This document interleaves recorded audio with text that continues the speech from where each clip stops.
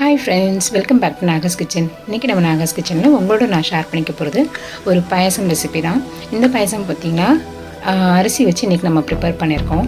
So நார்மலாக பாயசம் பார்த்திங்கன்னா பச்சரிசியில் prepare பண்ணுவோம். இன்றைக்கி வந்து புழுங்கல் அரிசி வச்சு நான் ப்ரிப்பேர் பண்ணியிருக்கேன். இப்போ இந்த பாயசம் எப்படி ரெடி பண்ணுறது அப்படின்றத ப்ரிப்பரேஷன் மெத்தட்ஸ் பார்த்துக்கலாம் நம்ம.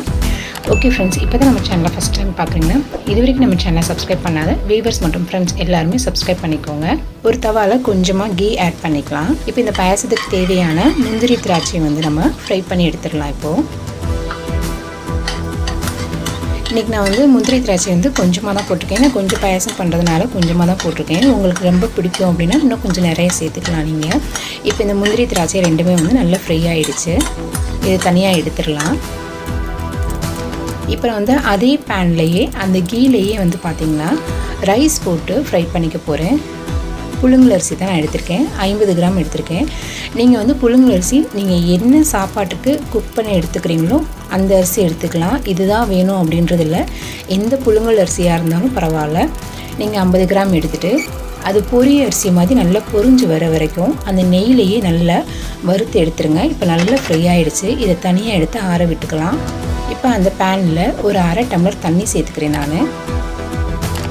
அந்த தண்ணி நல்லா கொதிக்கவும் இந்த வெல்லம் வந்து அதில் ஆட் பண்ணிக்கலாம்.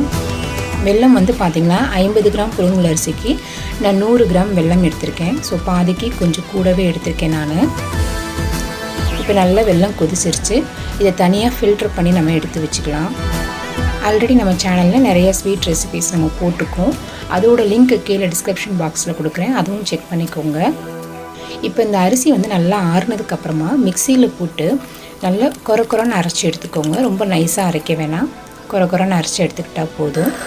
இப்போ வந்து பார்த்திங்கன்னா நல்லா 1-2 கொரன்னு நான் அரைச்சி எடுத்துட்டேன். ஒரு 1/2 டம்ளர் தண்ணி சேர்த்துக்கலாம். தண்ணி சேர்த்ததுக்கப்புறமா இதோட பார்த்திங்கன்னா ஒரு 3/4 கப் அளவுக்கு நான் பால் ஆட் பண்ணிக்கிறேன். பால் வந்து இன்றைக்கி நான் வந்து பசும் பால் ஆட் பண்ணியிருக்கேன். உங்கள்கிட்ட எது இருக்கோ அதில் ஒரு 3/4 கப் நீங்கள் ஆட் பண்ணிக்கலாம். இந்த பால் ஆட் பண்ணதுக்கு அப்புறமா அது நல்லா பொங்கி வந்துடட்டும். இந்த பால் பொங்கி வந்ததுக்கப்புறமா நம்ம அந்த கிரைண்ட் பண்ண ரைஸை இதோடு சேர்த்துக்கலாம். சேர்த்துட்டு நல்லா மிக்ஸ் பண்ணி விட்டுடுங்க. இப்போ கொஞ்சம் நேரத்துலேயே பார்த்திங்கன்னா நல்லா கெட்டியாகும். ஏன்னா பால் கொஞ்சமாக தான் நம்ம சேர்த்துருக்கோன்றதுனால அந்த அரிசி வேக வேக கொஞ்சம் நல்லா கெட்டியாகவே ஆகும். ஓரளவு அரிசி நல்லா அதுலேயே நல்லா வெந்துடட்டும். வெந்ததுக்கப்புறமா ஒரு கப் அளவு நான் தண்ணி ஆட் பண்ணிட்டேன். ஆட் பண்ணி நல்லா வேக விட்டுடலாம். இப்போ பார்த்திங்கன்னா அந்த நம்ம ஆட் பண்ண ரைஸ் வந்து நல்லாவே குக் ஆகிடுச்சு. இதுக்கப்புறமா நம்ம வெல்லம் ஆட் பண்ணிக்க போகிறோம்.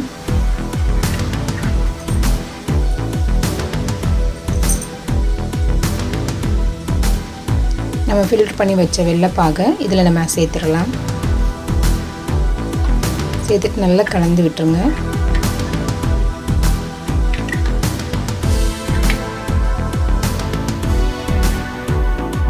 இதிலே வந்து நீங்கள் தேவைன்னா நீங்கள் நெய் ஆட் பண்ணிக்கலாம். நான் நெய் வந்து முந்திரியும் திராட்சையும் வறுத்ததில் போட்டப்போ கொஞ்சம் நெய் ஆட் பண்ணியிருக்கேன். இப்போ இதோட பார்த்திங்கன்னா சுக்கு வந்து நல்லா தட்டி எடுத்திருக்கேன். என்கிட்ட வந்து சுக்கு வந்து ராவாக இருந்ததுனால கையிலேயே தட்டிட்டு போட்டேன். உங்கள்கிட்ட சுக்கு பவுடர் இருந்தால் கூட நீங்கள் ஆட் பண்ணிக்கோங்க. இதோட 2 ஏலக்காய் நல்லா தட்டி சேர்த்துட்டேன். சேர்த்து நல்லா கலந்து விட்டுடலாம். நல்லா கலந்து விட்டுட்டு சிம்மில் வச்சு ஒரு 10 நிமிஷம் கொதிக்க விட்டுட்டிங்கன்னா போதும். இது வந்து பார்த்திங்கன்னா இதுக்கு மேலே நீங்கள் தண்ணி சேர்க்க வேணாம். இது வந்து கரெக்டான பாயசம் பதத்துக்கே கரெக்டாக இருக்குது. ஸோ இதுக்கு மேலே நீங்கள் வாட்டர் ஆட் பண்ணணும் தேவையில்லை. இதோட கடைசியாக பார்த்திங்கன்னா நான் நிறத்துக்காக கொஞ்சம் ஃபுட் கலர் ஆட் பண்ணியிருக்கேன். உங்களுக்கு தேவைன்னா நீங்கள் ஆட் பண்ணிக்கோங்க.